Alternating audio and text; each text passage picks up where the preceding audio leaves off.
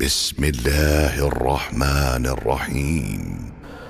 منفعت ایک ہے اس قوم کی، نقصان بھی ایک۔ یہ درس ہے علامہ اقبال رحمۃ اللہ علیہ۔ منفعت ایک ہے اس قوم کی، نقصان بھی ایک۔ ایک ہی سب کا نبی، دین بھی، ایمان بھی ایک۔ حرم پاک بھی، اللہ بھی، قرآن بھی ایک۔ کچھ بڑی بات ہوتی، کچھ بڑی بات تھی، ہوتے جو مسلمان بھی ایک۔ فرقہ بندی ہے کہیں اور کہیں ذاتیں ہیں، کیا زمانے میں پنپنے کی یہی باتیں ہیں؟ یعنی معیار زمانے میں یہی ہے فرقہ بندی اور ذاتیں۔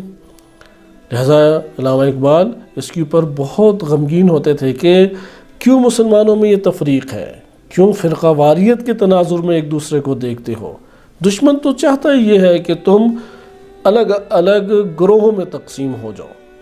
اس لیے اب جب آئے تو جب مسجدیں بھی جدا ہو گئیں، کتاب بھی ایک، لیکن ایک کتاب ہونے کے باوجود یہ مسلمان ایک دوسرے سے جدا ہیں۔ مسجد کا نظریہ رکھنے کے باوجود ایک دوسرے سے جدا ہیں۔ نبی ایک کے قائل ہیں لیکن اس کے باوجود جدا ہیں۔ بس یہ اسلامی تناظر میں۔